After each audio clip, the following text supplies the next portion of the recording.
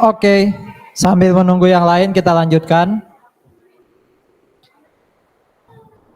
Sebelum masuk yang lebih kompleks atau sulit, kita turunkan dulu dengan penyusutan lagi ya, tapi namanya depletion.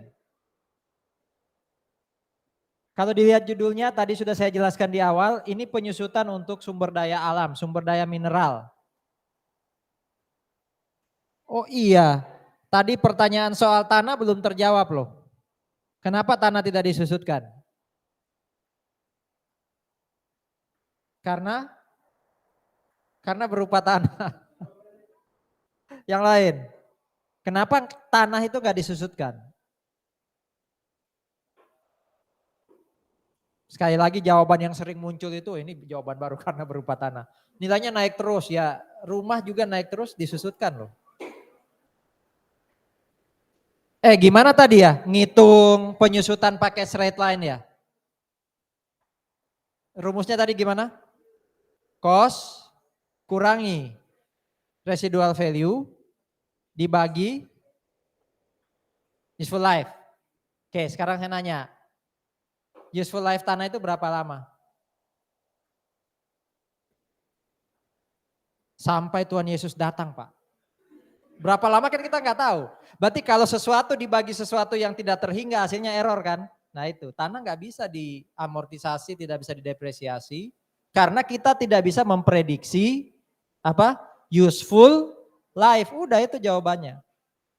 Makanya masih ingat nggak waktu kita bahas PPI sebelum UTS, ada yang namanya land, ada yang namanya land improvement. Land improvement itu disusutkan karena kita bisa mengestimasi kalau ada pagar itu kira-kira umurnya berapa. Kalau ada lampu yang dipasang di tanah umurnya berapa. Tapi kalau tanah tok kita tumbuhin, kita tanamin tumbuhan, kita kan nggak bisa estimasi. Beda kalau tanah pertanian loh. Apalagi kalau kayak, Anda tahu nggak penyebab kebakaran hutan di Kalimantan? Itu karena apa? Selain karena kemarau. Kenapa? Ada orang Kalimantan nggak sini? Itu saudara-saudara ya. Itu yang sering diberitakan Jakarta tok. Sampai hari ini Kalimantan itu masih katanya kabutnya tebal banget. Jadi enggak, siapapun presidennya sampai hari ini belum bisa memitigasi atau menghilangkan masalah kebakaran hutan. Nah, kenapa itu ada kebakaran hutan? Karena orang nanam kelapa sawit. Kelapa sawit itu katanya kalau sudah dipanen udah nggak bisa lagi pohonnya tumbuh. Akhirnya caranya gimana? Pohonnya dimusnahkan. Sayangnya dimusnahkannya dengan cara apa? Dibakar. Berarti tanah untuk pertanian bisa nggak kita estimasi umurnya? Bisa. Berarti tanah pertanian bisa nggak disusutkan? Bisa. Jadi kurang tepat juga kalau Anda sering dengar atau punya mitos tanah nggak bisa disusutkan, nggak bisa. Tergantung tanah apa. Kalau tanah itu nggak bisa diestimasi useful life-nya, nggak disusutkan. Gitu ya. Oke, kita masuk ke depresi.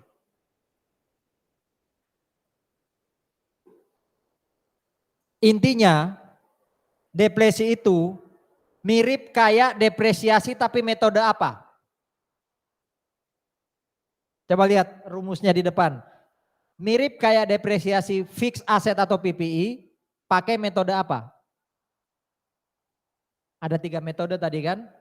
Straight line, diminishing, sama activity. Mana yang paling dekat dengan rumus depresi ini? Activity. Ya kan? Estimasi unit yang tersedia, tidak ada useful life in year. Tidak ada, nggak pakai itu dia. Ya. Jadi berapa cost, ini ada nih ya, unit of production ya, activity berarti. Berapa cost, kurangi residual, dibagi estimasi unit yang tersedia. Maksudnya gini, saya beli tanah, di bawah tanah itu ada timah, emas atau apapun di bawah tanah itu. Tanah itu harganya 1 M, anggap aja ya residual value 0.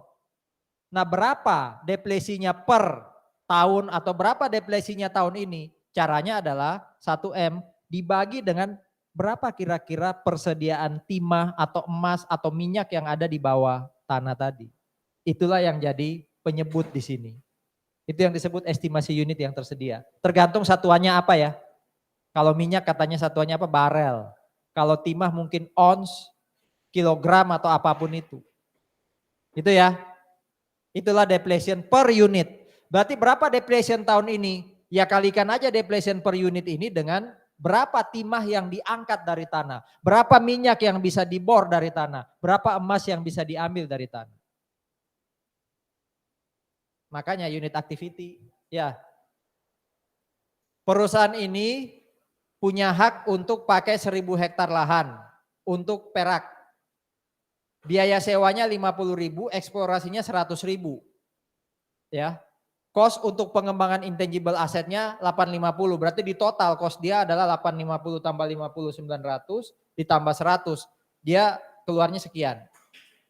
1 juta. Estimasinya ini bisa menghasilkan 100.000 unit silver atau perak. Ya udah dibagi aja, berarti per unitnya itu deflasinya adalah 10. Nah berapa deflasi tahun ini? Ya berapa yang diangkat silvernya?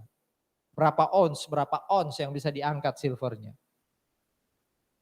Ternyata tahun ini yang berhasil ditambang itu 25.000. Berarti 25.000 kalikan aja dengan 10, deflasinya ini. Nah, perhatikan jurnalnya. Jurnalnya itu walaupun sifatnya adalah depresiasi, tidak sama dengan depreciation dan amortization.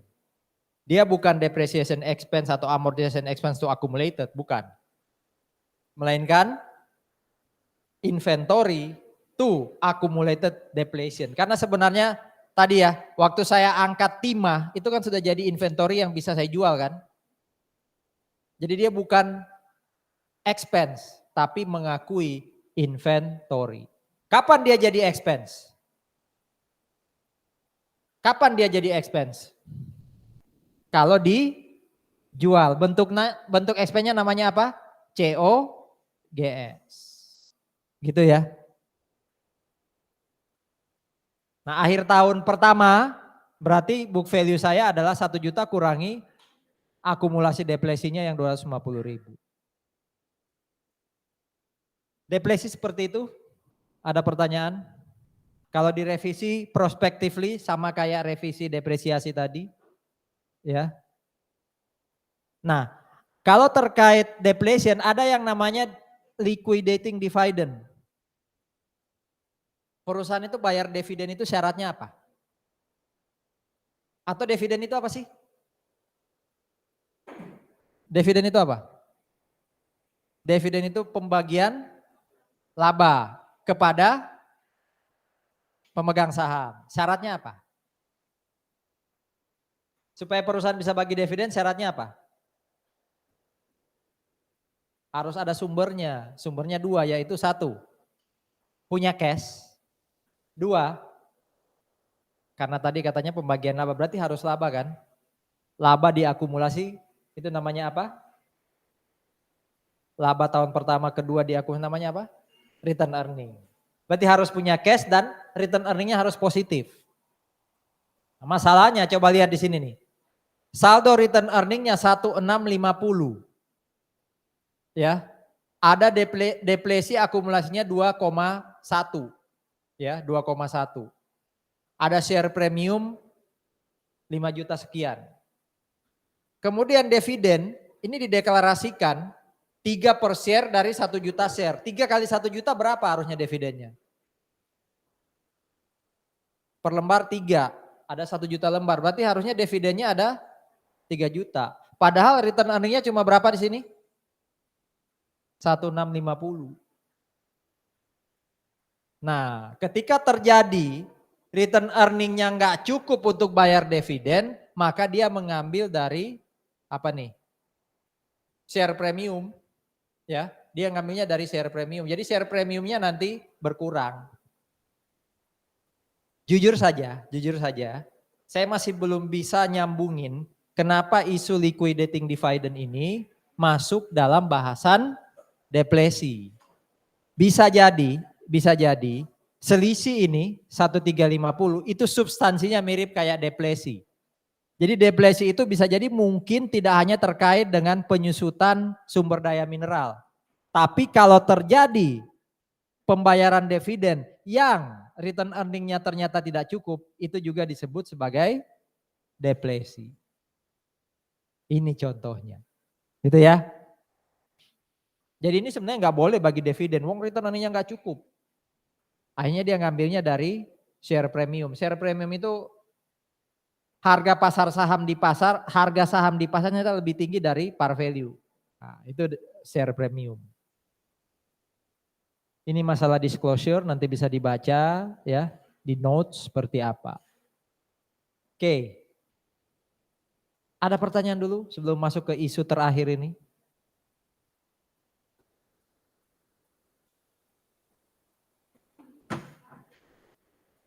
Kalau saya tanya, inventory disajikan di neraca berdasarkan apa di akhir tahun? Materi sebelum UTS. Nilai inventory di neraca atau statement of financial position itu sebenarnya nilai apa sih? Pasti Kosta? Bukan. Mana yang lebih rendah antara cost atau NRV, namanya lower of cost or NRV. Sekarang kalau PPI atau aset tetap, ketika ada statement of financial position per 31 Desember 2023, lalu di sini saya tulis equipment. Itu dicatat berdasarkan apa sih dia? Disajikan di neraca berdasarkan apa sih? Apa? Nah, berarti book value itu terdiri atas cost dikurangi akumulasi, ya kan? Ada book value di sini. Kalau ternyata book value ini mengalami yang namanya apa tadi? Impairment, ini dikurangi lagi kan? Dengan akumulasi after impairment kan? Ketemulah book value 2. Intinya pokoknya ini disajikannya pakai book value, yang book value-nya sudah ngitung impairment, sudah ngitung depreciation. Oke, jelas ya? Jelas ya? Nah, kalau itu yang saya tulis di sana, itu yang namanya cost model. Cost model. Jadi yang kita pelajari sampai tadi terakhir impairment sebelum depletion, itu kita lagi belajar bagaimana nyajikan equipment di neraca atau statement of financial position pakai cost model. Berarti cost dikurangi akumulasi penyusutan, termasuk impairment. Itu cost model. Ada cara kedua yang kayak gini nih. Ada neraca statement of financial position per 31 Desember 2023. Equipment dikurangi akumulasi ketemu book value. Ini book value 1. Book value 1 itu berarti sebelum impairment. Ketika saya mau nulis book value yang masuk di neraca, saya lihat di pasar nilainya berapa.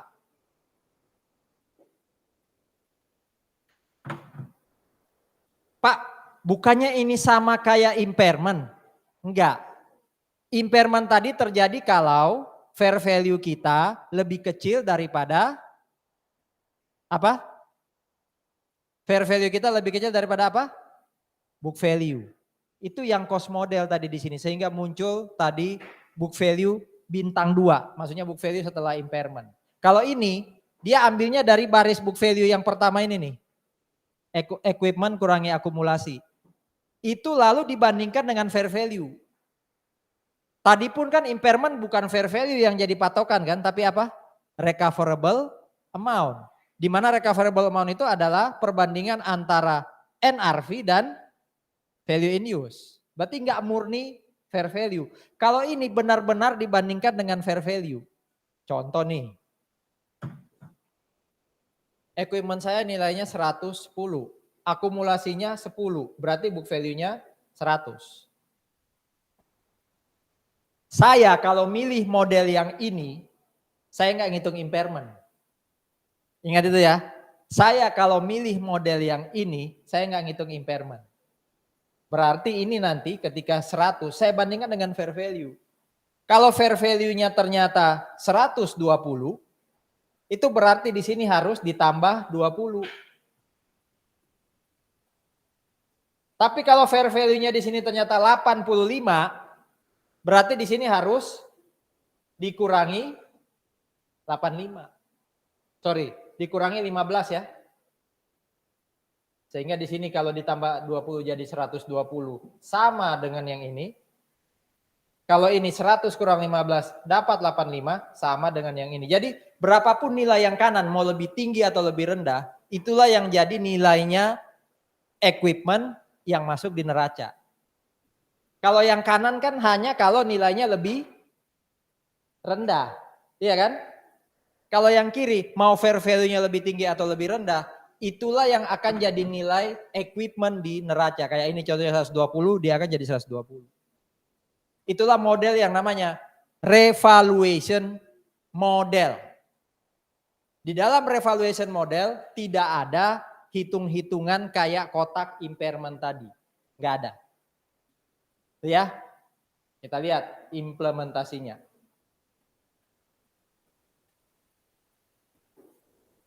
Satu yang harus Anda ingat, kalau nilainya naik kayak ini nih, naik 20 ya, naik 20 kan, maka rekeningnya atau akunnya namanya ini, unrealized gain.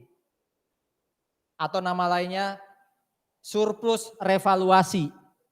Terserah mana yang lebih enak dipakai ya, revaluation surplus atau unrealized gain. Oke.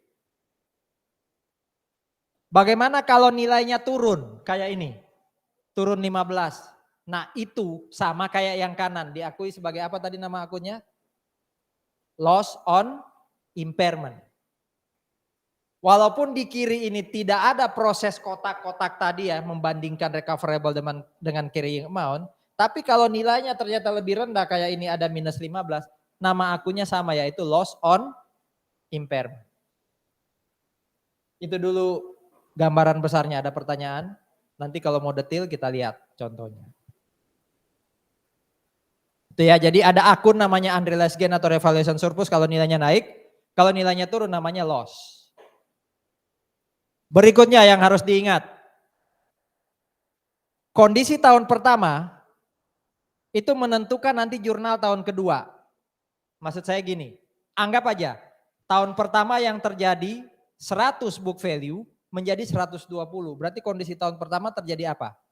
Gain. Nama akunnya apa? Ini kan? Ternyata tahun kedua, tahun depannya kita loss. Perbandingan antara fair value dan book value tahun depan itu lebih rendah 5. Jadi minus 5 tahun depan. Kalau terjadi tahun pertama plus 20, berarti ini ada di sisi mana? Kredit. Betul ya? Asetnya di debit, kreditnya surplus revaluasi. Tahun depan minus 5. Nah, debit tahun depan bukan loss on impairment. Tapi apa? Ini yang kita debit. Saya ulangi ya. Kondisi tahun pertama itu menentukan tahun depan jurnalnya apa. Jadi walaupun tahun depan contohnya tadi loss, bukan loss on impairment loh tahun kedua. Karena tahun pertama kita masih punya saldo, surplus revaluasi. Berarti kalau tahun depan minus 5, surplus revaluasi saldonya tinggal berapa? 15. Kalau tahun ketiga kita rugi 17. Tahun ketiga kita rugi 17, berarti jurnalnya yang di debit apa? Revaluation surplus 15, duanya baru apa? Loss on impairment. Nanti ada contohnya ya, tapi itu gambaran besarnya. Tahun pertama menentukan jurnal tahun-tahun berikutnya. Kalau saya balik, bagaimana kalau contohnya awalnya 100 book value, fair value-nya 85, berarti yang terjadi apa ini tahun pertama? Loss on impairment 15. Ternyata tahun depan nilainya plus, anggap aja plus 10. Kalau loss on impairment tahun pertama kan dia di debit ya. Tahun depan naik 10, berarti kan dikredit. Yang dikredit itu bukan ini, tapi apa yang dikredit? Bukan loss, recovery on loss, sama kayak tadi impairment. Gitu ya. Berarti tadi 15 sudah di recover 10, berarti tahun depannya kalaupun masih gain lagi, maksimal yang dikredit 5, ya kan? Kita lihat deh. Ini untuk tanah yang tidak ada akumulasinya. Beli tanah 1 M. Ini kita asumsi pakai model yang kanan loh ya. Karena kalau pakai model yang tengah, yang kiri ini Anda sudah ahli. Kita sudah selesaikan tadi sebelum break. Oke. Perusahaan ini beli tanah 1 M. Dia pakai revaluation model, nggak pakai cost model. Akhir 2023, tanahnya jadi 1,2. Berarti buku besar land, awalnya itu 1. Ternyata akhir tahun dia jadi 1,2. Berarti kan dia naik berapa? 200. Nah 200 itu yang diakui nambah nilai land. Kreditnya apa? Ya tadi yang unrealized gain on revaluation atau apa tadi? Surplus revaluasi, revaluation surplus. Ini bisa diganti dengan revaluation surplus, strip land, bisa. Ada pertanyaan? Unrealized gain ini tidak masuk di income statement, tapi masuk di OCI. OCI itu berarti langsung nambah equity. Ya, tidak masuk di income statement tapi langsung nambah equity, modalnya atau ekuitasnya langsung naik. Oke, tahun 2023 landnya nggak ada masalah ya. Di 2024, berarti sekarang nilai land bukan lagi 1 M ya, tapi 1,2 ya. Ini sudah berubah loh. Di 2024 ternyata nilainya turun jadi 1150. Harusnya kan loss, betul? Tapi yang kita debit bukan loss. Kita kan masih punya saldo unrealized gain 200. Nah itu yang kita debit. Jelas ya?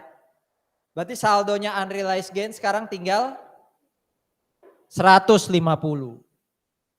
Tahun depannya 1150 jadi 950, berkurang berapa tuh? 200. Ingat, karena kita masih punya saldo unrealized gain, itu kita debit dulu. Tapi kan tadi cuma 150. 50-nya baru kita akui sebagai loss.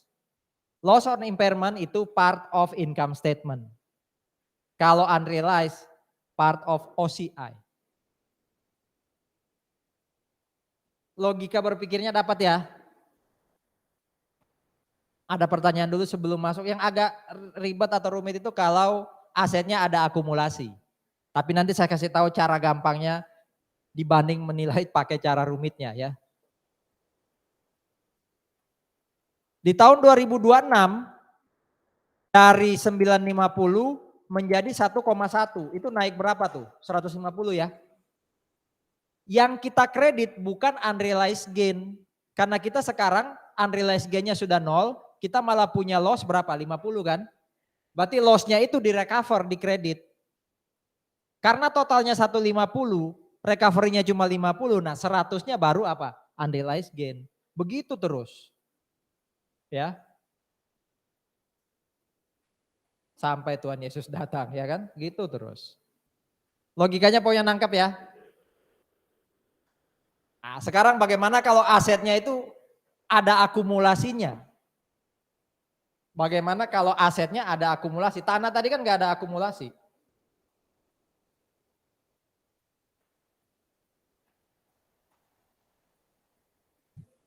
Ini harus pelan-pelan nih. Oke, lihat. Ada aset, equipment 500.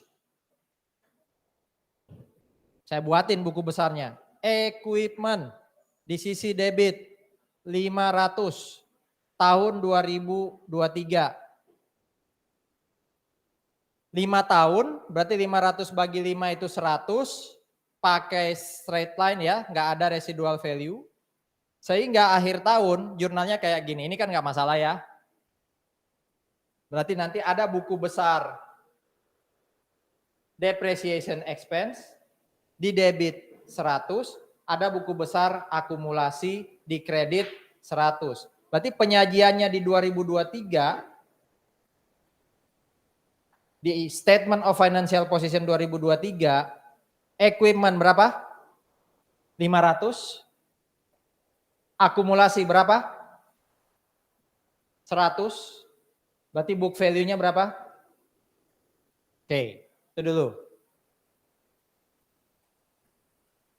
Ini yang tadi sebelum break. Nah, ternyata setelah dicari tahu, fair value-nya di pasar itu 460. Oh ya, fair value itu bisa pakai market value. Jadi kita tinggal cari tahu, harga secondnya aset saya berapa? Atau kita bisa panggil appraisal, menilai aset ini sebenarnya berapa sih? Nah, ini dia pakai cara yang appraisal. Ketemunya fair value-nya di sini katanya berapa? 460. 460. Berarti saudara-saudara, nanti di statement of financial position, karena kita memilih pakai fair value, bukan pakai cost model, saya tidak nyajikan 400 loh, tapi 460. Ini jadi kayak, kalau saya kasih tanda kutip ya, ini jadi kayak book value kita. Nah masalahnya, di neraca itu tetap harus disajikan gini, equipment berapa, akumulasinya berapa. Berarti berapa yang atas supaya di bawah 160. Ada dua cara saudara-saudara. Cara pertama cara yang agak rumit, yaitu kita lihat, ini naiknya 60 kan? Betul? 60 itu diproporsikan dengan 400. Ini bisa ketemu persentasenya, betul? Artinya apa? Nanti equipment itu bisa dinaikin 60 per 400 kali 500. Di sini nanti berubah nilainya. Akumulasi juga bisa naik 100 plus 60 per 400. Nanti ketemu di sini nilainya. Atas ini kurangi bawah pasti ketemu 460. Coba hitung. Berapa 500 ditambah 60 per 400-nya. Jadi 500 plus 60 per 400 kali 500.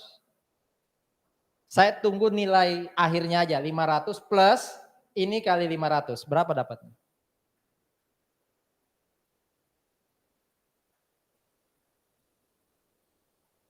Jadi hitung dulu ini kali 500 berapa? Tambahkan 500. Berapa angkanya di sini?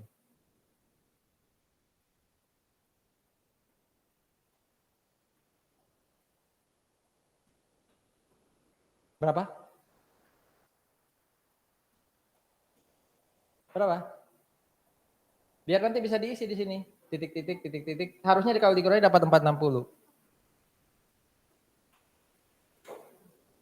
Kaliin dong kalkulator. Tambah 75, berarti 575 ya. Kalau ini 100 ditambah 60 per 400 ketemu berapa? 115 berarti. Tolong kurangi. Sama ya. Kalau ini yang terjadi saudara-saudara, equipment itu jadi 575, ini saya taruh di sini 575, berarti jurnalnya gampang dong. Equipment di debit berapa? Ya kan? Taruh di sini 75.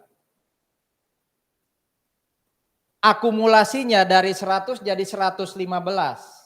Berarti ini kreditnya 15. Di sini taruh akumulasi 15.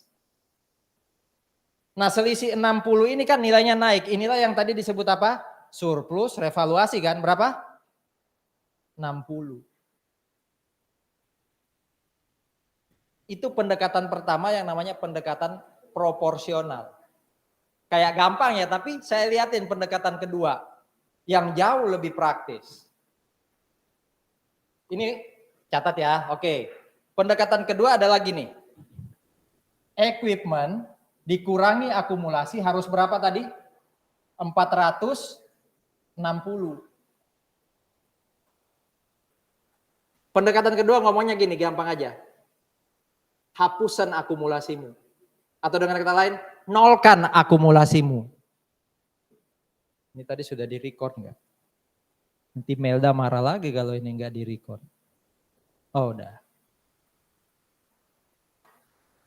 Berarti kalau ini jadi 0, equipmentnya berapa?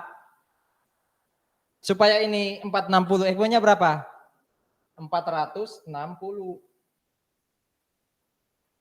Ingat pendekatan pertama proporsional, cara hitungnya tadi ya, naiknya 60 dari book value, berarti 60 per 400 kali ditambahkan dengan equipment, 60 per 400 tambah dengan akumulasi. Kalau ini gampang, akumulasinya dinolkan, berarti kalau tadi awalnya equipment kita berapa tadi costnya? 500. Sekarang jadi berapa? 460. Berarti equipmentnya di debit atau di kredit? Awalnya 500 jadi 460 di sini. Berarti dia di apa? Ya kan? Akumulasi. Awalnya tadi berapa? Yang sebelum bandingkan dengan fair value. Ini kan 100 ya. Awalnya kan dia 100 di kredit. Sekarang dia di sini jadi berapa? Ini kan 0. Berarti 100 supaya jadi 0, diapain dia? Debit 100. Sama enggak? Equipmentnya taruh di kredit 40, akumulasi taruh di debit 100. Sama ya? 60 ini dari mana? 60 kan yang tadi, selisih antara book value dengan fair value. Jadi mau pakai pendekatan yang ini, maupun pendekatan yang di sini, tetap surplus revaluasinya sama, yaitu 60. Tapi mungkin akumulasi dan equipmentnya yang berbeda. Anda kalau dikasih pilihan pakai yang proporsional atau hapus akumulasi? Ya hapus akumulasi dong, nggak perlu pakai proporsi-proporsi. Nah yang di soal yang apa? Ya tergantung permintaan soal. Kalau tidak ada permintaan, Anda pilih yang gampang ya. Itu aja. Itu gambaran besarnya. Ada pertanyaan?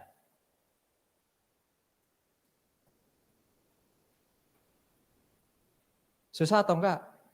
Gampang ya? Gampang lah. Tapi lebih susah kali bagi ya dibanding tambah kurang ya. Ini kan kali bagi. Oke, ini penyajiannya ya. Jadi ini nih, kayak ini kan 460 akumulasinya jadi 0. Jadi pendekatan yang dipakai buku ini dan PPT ini adalah pendekatan yang kiri. Kalau yang kanan ini pendekatan alternatif, diproporsionalkan. Nah sekarang yang jadi pertanyaan adalah, berapa penyusutan tahun depan? Berapa penyusutan tahun depan? Ya 460 dibagi dengan useful life-nya tinggal berapa sih? Tinggal 4. Berarti 460 dibagi 4. Betul nggak 115? Betul. Saya nanya sekarang, berapa book value-nya akhir 2024?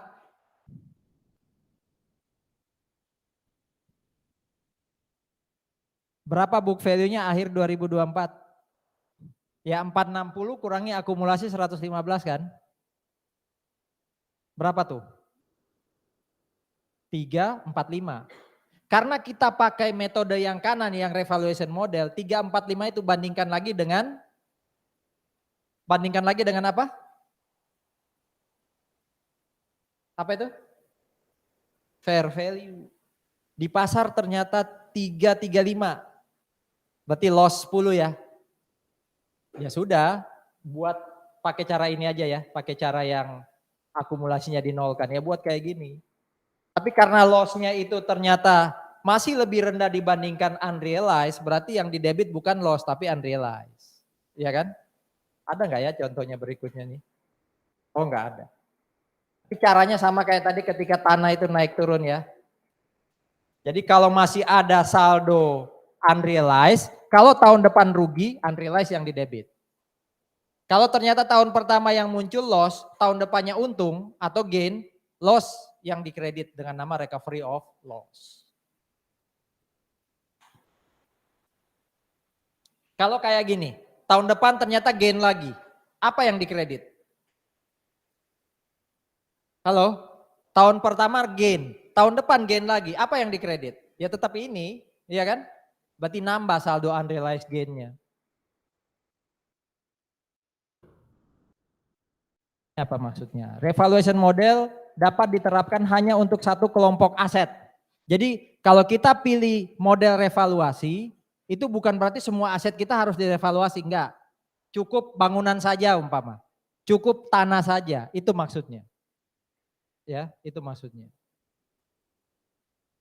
Contoh, revaluation model hanya untuk building. Yang lain boleh pakai cost model, silakan. Tapi harus ditulis harus diungkapkan di mana? Notes, ya, harus diungkapkan di notes.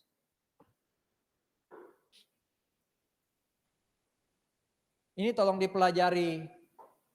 Kalau nggak salah kemarin ada nggak ya? Ada rasio harusnya ya. Jadi ini tetap harus dipelajari ya, siapa tahu muncul. Utamanya di UAS. Ya rasio-rasio ini tolong dipelajari, siapa tahu muncul di UAS.